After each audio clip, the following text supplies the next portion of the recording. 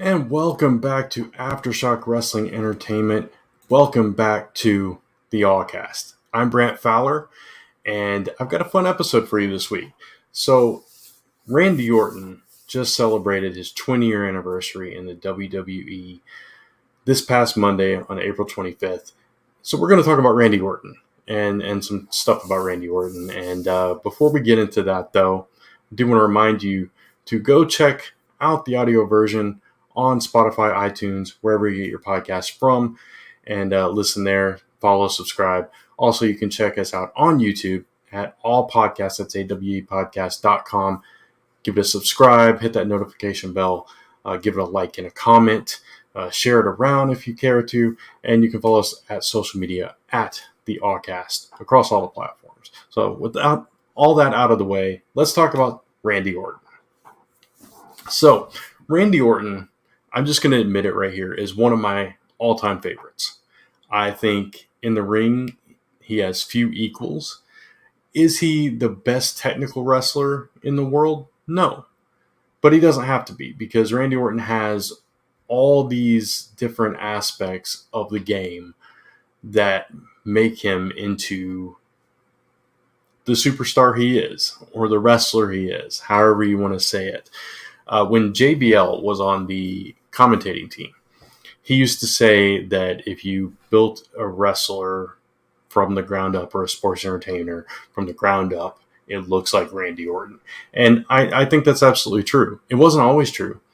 When he started, he was very green and didn't quite have Rocky heat, but he wasn't a favorite, right? People didn't love him to death, and then he got that shoulder injury and disappeared for a while, and came back with those Randy News Network segments that didn't really go over, but did kind of establish him as kind of just this arrogant jerk of a character, which we have come to know and love. But in the ring, there's something about Randy Orton that is just fluid. He's a natural with his movements and also his storytelling. He just captivates you. He's got this charisma when he's in the ring, and just his mannerisms and the way that he holds himself, that you can't really learn that. That's just something that innately you develop over time. And it's something, if you watched his career from 2002 to 2022, you can see the, no pun intended, the evolution of that character and of the way that he would do moves and of the way that he would personalize his moves.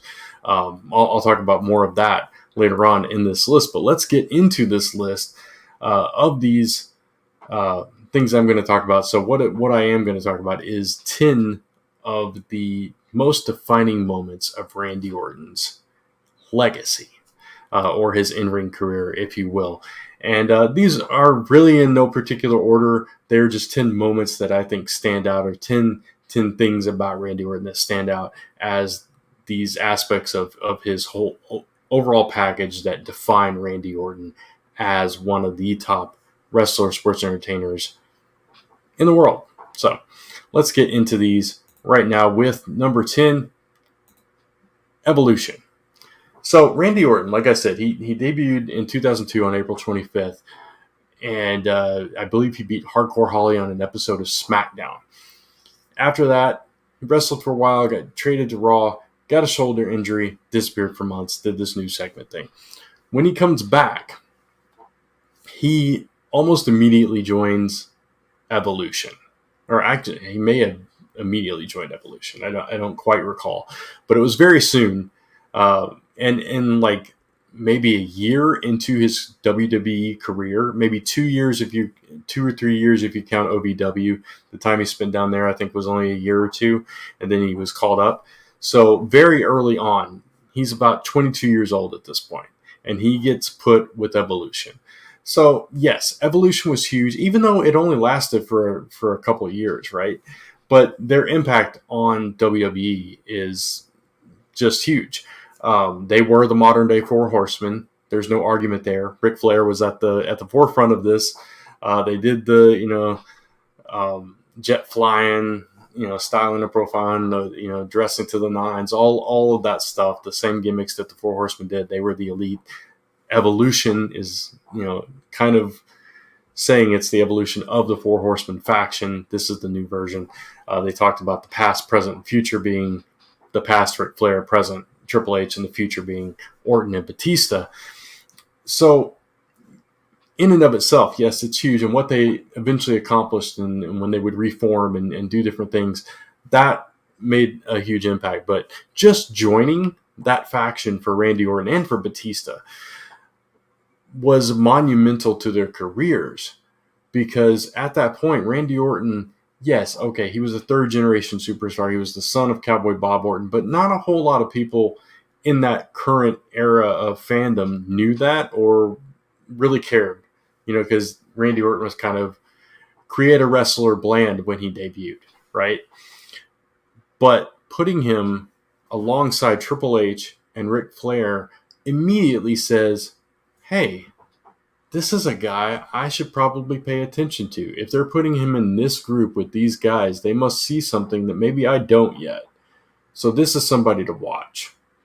And Orton, was brash and blunt, and he always has been from pretty much day one. And it came through, and this was like the missing piece that set him up for success later on. So that's why Evolution gets your number 10. Coming in at number 9, the Legend Killer. So this was kind of, again, no pun intended, the evolution of the Randy Orton character as he's part of this super group of massive stars, or would become massive stars with Batista. Triple H already was, obviously, Flair, a legend. And this was kind of the thing that set Randy Orton apart. It's like Batista's the big enforcer type. He's a big, tough guy who's going to take care of everything. Triple H is your leader. Ric Flair is your mentor and your legend. Randy Orton's just a young guy. What does he know? So you set him up to be a legend killer. You have him take out all these older superstars. And it's kind of gradual. It happens over time, right? But when it starts, it's like, okay, that's interesting, but it's like, okay, it's a gimmick. But as it goes on, and the more legends that he takes out, and the definition of legend changes. Oh, they're in the Hall of Fame, but they're an active wrestler. They're a legend. I'm going to take him out.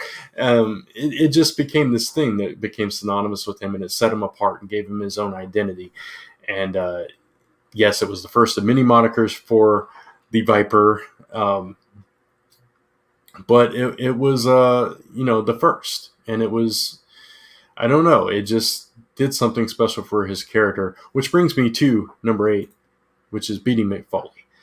I personally, as I was watching this match, and it was a hardcore match, this match took Randy Orton to another level. It put him, I don't know, just on another rung of that ladder to success and to notoriety.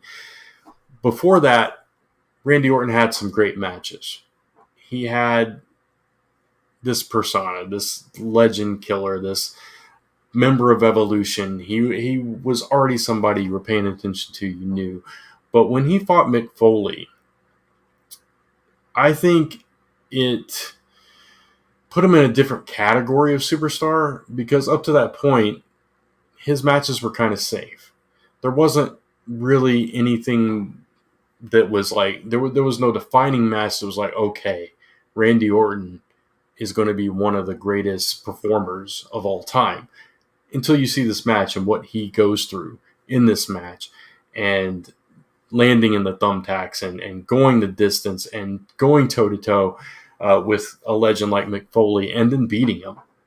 That put him on the map. I think that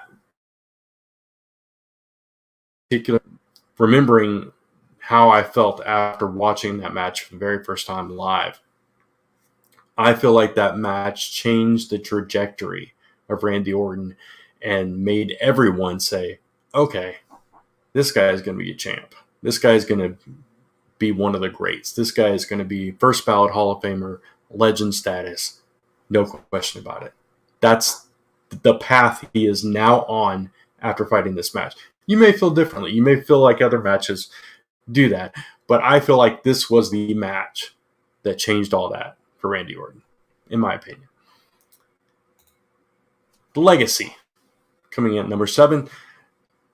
This was, yes, it wasn't the greatest faction, and it didn't have longevity, and it's something that is kind of a footnote and something that we look back on with fondness just because it was a cool gimmick, right? These second and third generation wrestlers, Cody Rhodes, Ted DiBiase, Manu, very briefly, and Randy Orton, of course. It was kind of a cool faction. I love the idea of it. I don't think the execution of it was great. It was just typically, we see this a lot where you put one superstar with a couple of guys to take all the heat, to get beat up and to kind of do their bidding. Case in point, currently, the Usos served that role for Roman Reigns, right? A little bit, more elevated in their persona and their status, but still kind of the same thing. J&J Security is another example. Just different things like that. I think it was J&J. But yeah, that was kind of the role of Rhodes and DiBiase in this. Later on, I can't think of their names what they call themselves, but also second generation wrestlers. McGillicuddy, I can't remember what he went by at the time, but Kurt Hennig's son, Joe Hennig, with Bray Wyatt's brother, Bo Dallas. Bo Dallas and, what did he go by? I cannot remember what his in-ring name was at the time. I know he debuted as McGillicuddy, right? And then Curtis Axel, that's what it was. I could not think of the name. I apologize for that. But yeah, Curtis Axel. They served that role at some point as well. So just that, it was that kind of dynamic, right? So not as memorable. I think Cody Rhodes and Ted DiBiase Jr. were really great talents and had a lot of potential.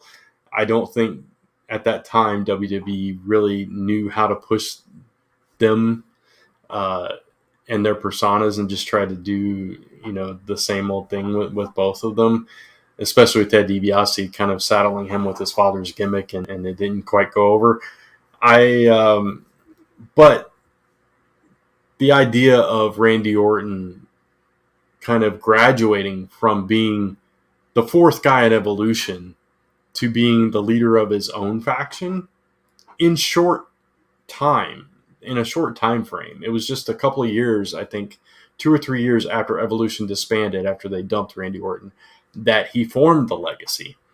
So it's a very quick progression from, I'm this 22-year-old kid that's the fourth member of this superstar group, and now I'm the headliner, the leader of this group. I am in the Triple H role. So I think that was huge for him individually, for his career, to say that he's on that level now that quickly. Nothing will elevate you quicker, though, in this whole journey as becoming the youngest world champion in WWE history to this day. And yes, was it too early for Randy Orton to get that title in his career? Maybe so. Why did they do this? Because Brock Lesnar left and he was the youngest champion in history and they needed somebody younger to kind of hang their hat on because they were kind of bitter. But maybe, that's internet rumors speak. Who knows the real reason? But Randy Orton became the youngest world champion in WWE history. Still holds that record to this day at 24 years of age, 2 years after his screen debut. 2 years. And he defeats Chris Benoit at SummerSlam in 2004 to become that champ. Gets subsequently dumped by Evolution, which, again, skyrocketed him to fame and notoriety and other great heights in his career. But this was a huge defining moment, the first of 14 championships I still think, let me say this, I still think Randy Orton should be the one. If there is anybody to ever break Ric Flair's record, not tie, but break, I think it should be Randy Orton. My personal opinion, I think there's nobody better to break that record than Randy Orton. Will it happen? Probably not, but I would love for it to happen. And at the very least, let him tie Cena and Flair. Let him be a 16-time world champion, because I think that would be fitting for him. But anyway, this was huge. 24 years of age, part of this group, becomes a legend killer.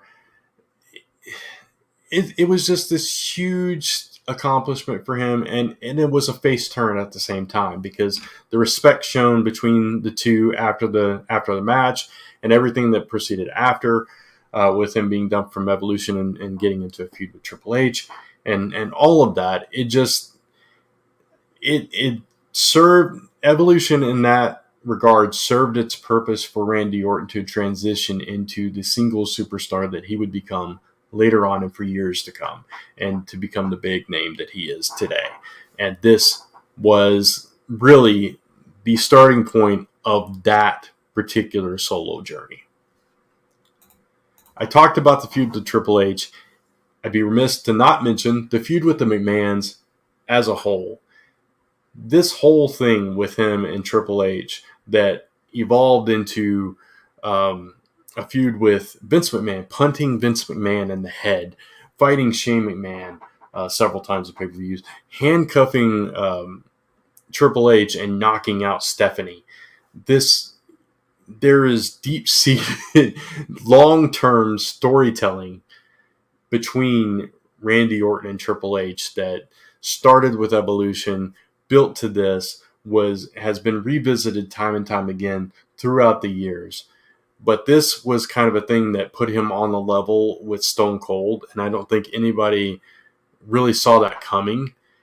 Every single one of these moments, these defining moments in Randy Orton's career, have been a linchpin that kind of solidified him as a legend himself.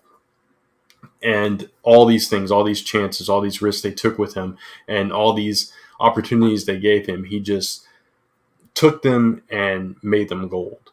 And doing this, giving him the platform to attack the McMahons and be one of the few that, like, not only attacks them and gets in a feud with one of the McMahons or something, but gets the best of all of them at one point or another, and just becomes this guy that, yeah, at any time, Randy Orton can take any of you out, and you just got to deal with it. That's a pretty big deal, and not something that a lot of superstars get to be at that level, like your Stone Colds, your Rocks, your Triple H's, your Randy Ortons.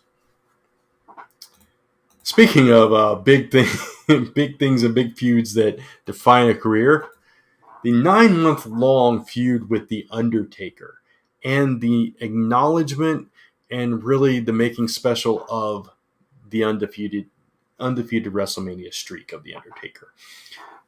It wasn't really pointed out. It wasn't really made a thing, I don't believe, until Randy Orton kind of pointed out and said, I'm going to be the one to beat The Undertaker's streak.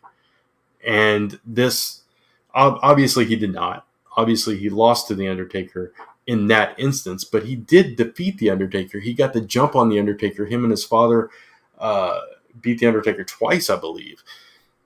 First in a singles match and in a handicap match, coffin match, I believe, where Orton Sr., or Bob Orton, not Orton Sr., but Bob Orton Jr., was disguised as a druid, and they got the jump on The Undertaker. So this was, again, one of those feuds that at that period in time, it was set apart, because you have Randy Orton, who's this brash, young upstart that has started to gain fame and notoriety, a world championship under his belt, and feuds with big-time stars, came from this super group. Now he's on his own. Now he's doing his own thing. And now he's like, you know what I do next? I take on The Undertaker. And not only do I take him on, I'm going to face him at WrestleMania. I'm going to beat him for his streak. I'm going to embarrass him. I'm going to torment him. I'm going to, play mind games with the ultimate mind game player in The Undertaker. And he does all this, except for defeat him at WrestleMania. Obviously, that was never going to happen. But, again, it was another moment in Randy Orton's career that set him apart, set him up for higher success, and made people take notice. And that's all you can ask for these kind of moments. Number 3, Rated RKO decimates DX.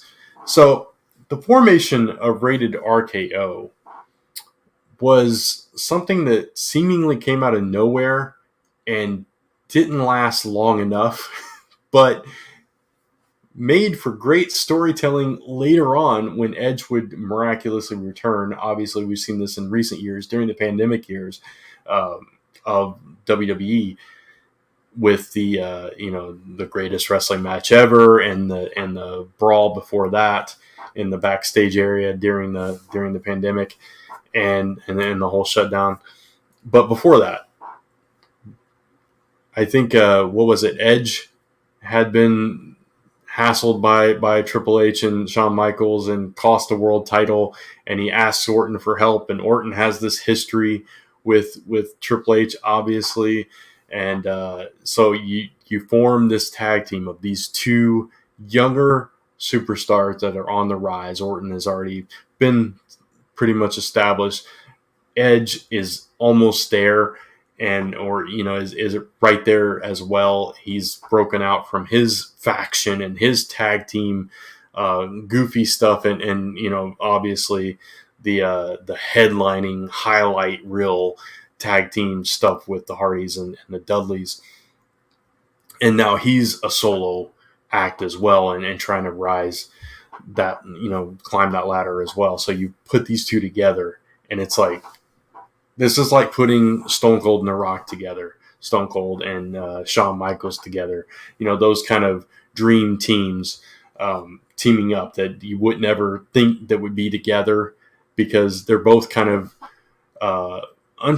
untrustworthy and kind of out for themselves, but you put them together and they're just dynamite together. And that was kind of the fusion of these two, and it was beautiful while it lasted. And they did the unthinkable. They took it to Triple H and Shawn Michaels, who were running rampant over the WWE, and not only did they beat them, but they beat them up pretty bad. And again, another moment in Randy Orton's career that kind of put him on the map and helped him to jump to that next level. So the triple threat match with John Cena and Triple H was the culmination of a lot of things, right? So according to WWE, one of John Cena's top rivalry in his entire career was with Randy Orton. And it was during that rivalry that this match took place. So Randy Orton had been feuding with John Cena. These two are about the same age, came up around the same time. But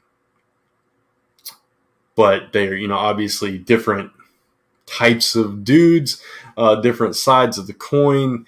And they were the two hot stars. And so putting them together was just money, right? You put those two together, and just their styles are completely clashing. Cena is, the 5 moves of doom, just basically smash them and, beat them down with power moves. And Randy Orton's more, I won't say technical, but a little more sly and cunning, and just more, I don't know.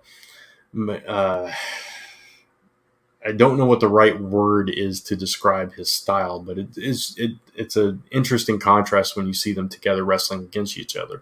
And I think the two of them brought out the best in each other. And at this point, I think there was a match where Triple H was the special guest referee, and he got involved and somehow got added to this match. And so you have these two big names, Triple H and John Cena, top of the game, right? Nobody bigger, nobody better than John Cena and Triple H at this point. And Randy Orton defeats them both at WrestleMania in a triple threat match for the title. And I don't know. It was just, you didn't expect it, right? You expected Triple H or John Cena to come out with that title. It was like, okay, either John Cena's going to win this rivalry, he's going to walk away with the title, or Triple H is going to come out of nowhere, and he's going to get another title reign. Orton's going to be chasing the title one way or another. There's no way Orton's winning this. When I was watching this match, that's how I went into it. I was like, yeah, Orton's not keeping this title. And Orton somehow pulls it off and keeps the title. And it's like, whoa, okay.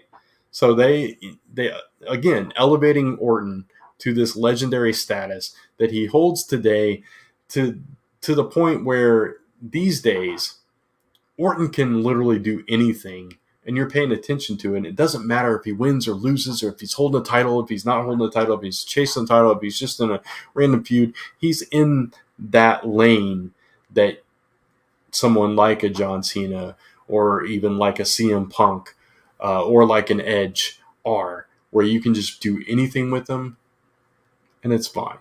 And few wrestlers reach that status. And that's where matches like this put you at, in my opinion. And last but not least, the RKO. So when Randy Orton first debuted the RKO, it was, and by his admission via a podcast, obviously Diamond Dallas Page, Diamond Cutter made it famous, but before that it was the Ace Crusher. Johnny Laurinaitis is the one that told Randy Orton, why don't you do the Ace Crusher, because I forget what that move is called, but that move has been tried. They've tried to get that move over with several people, where you put your leg over their neck and you grab their arm with yours and you kind of spin, and it's supposed to be a neck breaker with your leg instead of your arm. It's not really a pretty move. It's not really effective. I think Elix Skipper in TNA is probably the best one I've ever seen do it. But with Randy Orton, it was actually really hurting his shoulder. So he needed something new. So Johnny Laurinaitis suggested the Ace Crusher or the Diamond Cutter, as Diamond Dallas Page made it famous. So when he first did it, it was like he would do it with the one arm, and it was just kind of slow and methodical, but it was cool. It was still cool. It was like, okay, that's the Diamond Cutter. Everybody knew what the Diamond Cutter was. WCW wasn't that long ago when he started doing it. It was just a few years since WCW had closed. Everybody knew who Diamond Dallas Page was, and it was kind of cool seeing that move come back because nobody was really using it on the grand stage. Yeah, people were using cutters here and there, but nothing at that level. So Randy Orton starts using what he eventually calls the RKO, and which is a perfect name. It's his initials. It stands for Randy Knockout as well. TKO, all that stuff. Perfect name, and the perfect signature move. It's my favorite move. When Diamond Dallas Page started doing it, became my favorite finisher. I think Sting's Scorpion Death Drop also, which is just a reverse DDT, but just the way he did it, where you grab your hair and pull you back. On that level, the rock bottom, just moves that can come out of nowhere. Pun fully intended with that, with all the memes, the RKO out of nowhere.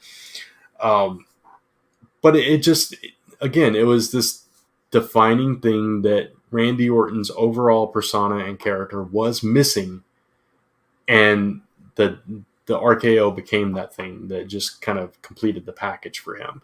And you can watch videos of that first one where it's kind of clumsy. He's one arm, he's got this other arm kind of flailing over here.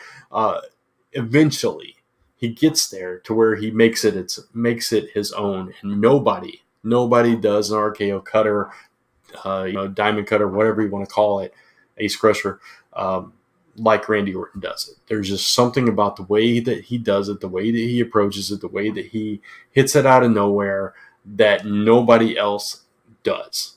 And it's beautiful, it's fluid, it's his own thing, and it is what has made him who he is as a performer. It's that key thing, that signature thing that just sets him apart.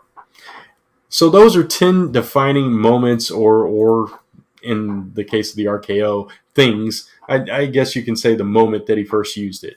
We'll qualify it like that. But those are, in my opinion, 10 of the most defining moments in Randy Orton's career that really made Randy Orton into the superstar that he is today. Where does he go from here? He's an RK Bro. He's having the time of his life. He's having fun. He's, getting up there. He's been in the WWE for 20 years. I still want to see those 3 title reigns. I don't think we're going to get them. 14 is plenty, though, and it's already a huge accomplishment. He's like the in WWE, he's the third most title holder. I don't know how you'd say that. He's held the third most titles of anyone, next to John Cena and Ric Flair, obviously, and then of course Triple H after that, and Charlotte. So it's already a huge deal, and he could retire. He's done it all, and I look forward to what comes next from him, though, after RK Bro.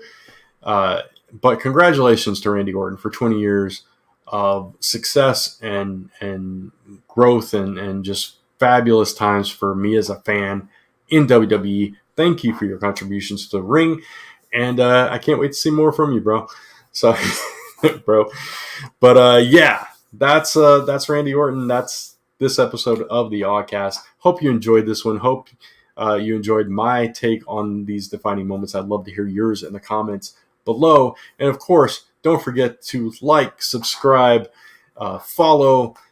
Check it out on Spotify, iTunes, wherever you get your podcast from, for the audio version with all the frills and the music and all that good stuff. And thank you for tuning in. I am enjoying my time talking with you about wrestling, and I hope you're enjoying it as well. And thank you for all the new likes and follows on like Twitter and Instagram. I've seen a few here and there, and people that are listening to the audio version. I do appreciate it, and I hope you continue to listen and continue to spread the word. But I'm Brant Fowler. This is the Awcast. Until next time, stay awesome.